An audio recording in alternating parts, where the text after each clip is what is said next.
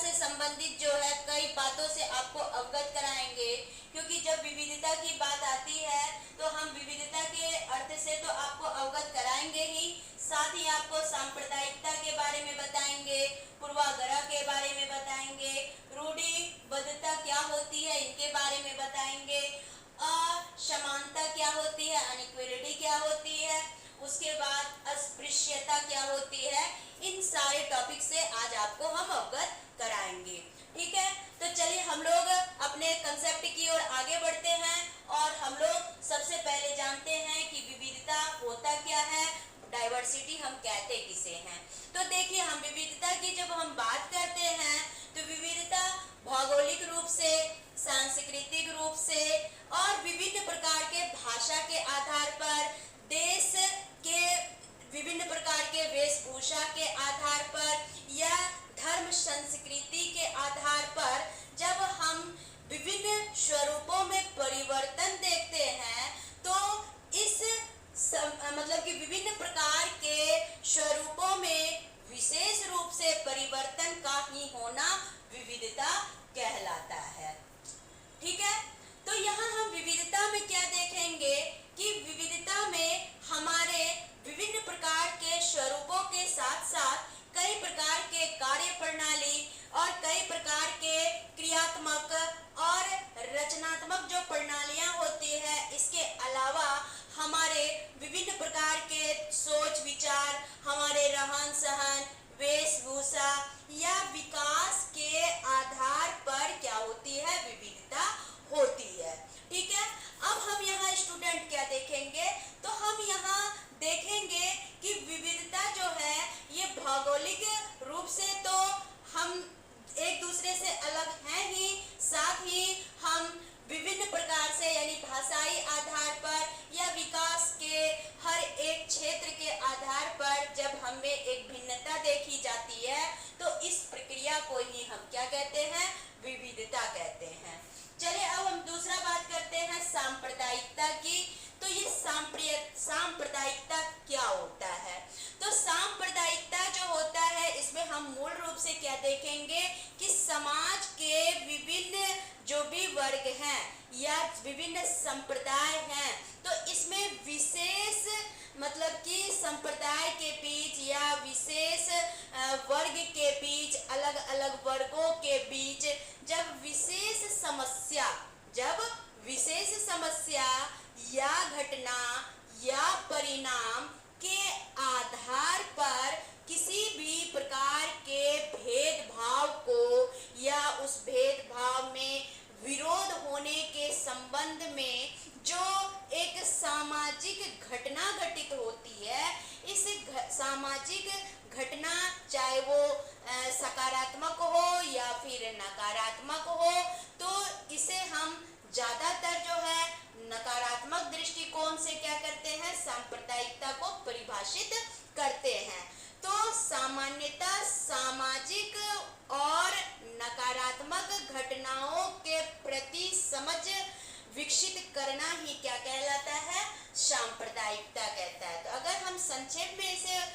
उदाहरण दे तो हम ये कहेंगे कि सांप्रदायिकता से हमारा तात्पर्य जो है समाज में कई प्रकार के नकारात्मक पहलुओं का घटित होना ही और उस पर विचार विमर्श करना ही क्या है, सांप्रदायिकता है। ठीक है, अब हम आते हैं पूर्वाग्रह, जिसको कि हम दूसरी भाषा में अंधविश्वास भी कहते हैं। ऐसे अगर पूर्वाग्रह की सामान्य अर्थ की हम बात करें बच्चे, तो हम यहाँ क्या जाएंगे कि पूर्वाग्रह जो होता है यानी कि किसी समाज, वर्ग, धर्म, जाति के बारे में अगर क्या हो, पहले से ही कोई मनगढ़ंत कहानियां हो या कोई अंधविश्वास हो या कोई अवधारणा पहले से बन गई हो, कोई मान्यता पहले से बन गई हो, तो इस अवधारणा को हम जब मस्तिष्क में बिठा लेते हैं, ठीक है, तो यह क्या कहलाता है, पूर्वाग्रह कहलाता है। ठीक है, अब हम यहाँ क्या देखेंगे, नेक्स्ट देखेंगे रूढ़िबद्धता। रूढ़िबद्धता का क्या अर्थ होता है इसको समझिए। तो रूढ़िबद्धता से हमारा क्या तात्पर्य है, इसमें हम ये देखेंगे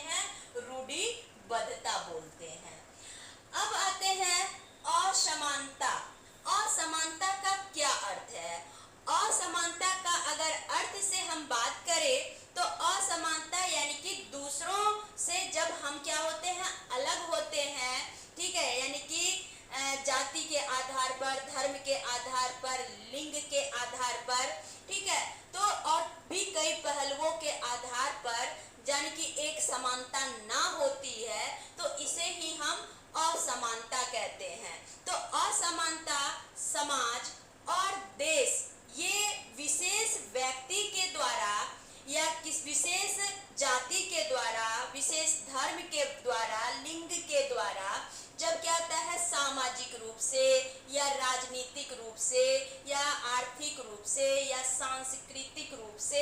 जब हम एक दूसरे से क्या होते हैं अलग होते हैं या इनका स्तर जो है मतलब कि एक वर्गीकृत होता है, तो इस पद्धति को ही हम क्या बोलते हैं असमानता कहते हैं। ठीक है, अब आएंगे अस्पृश्यता। अस्पृश्यता को हम दूसरी भाषा में छुआछूत भी कहते हैं। तो ये छुआछूत क्या होता है? तो अस्पृश्यता यानी कि छुआछूत का तात्पर्य होता है कि जाति और वर्ग के आधार पर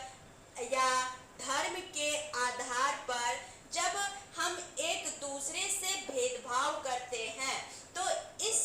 बात को ही यानी कि हम एक भेदभाव करके एक पूर्ण व्यवहार करते हैं, तो इसे हम क्या बोलते हैं अस्पृश्यता बोलते हैं, छुआछूत बोलते हैं। जैसे कि ब्राह्मण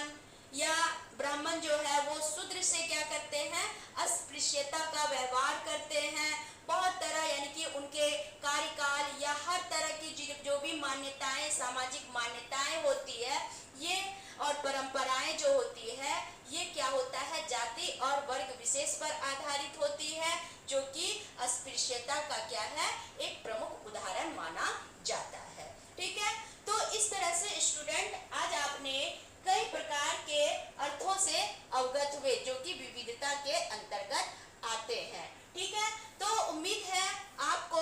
आज डाइवर्सिटी से रिलेटेड जितने भी सब टॉपिक्स थे इनको आपने भली भांति समझा होगा। अगर आप समझ गए हैं तो प्लीज आप जो है अपने कमेंट बॉक्स में कमेंट जरूर करिए और फिर हम लोग अगले वीडियो के साथ फिर मिलते हैं। तब तक के लिए आप सभी को बाय बाय।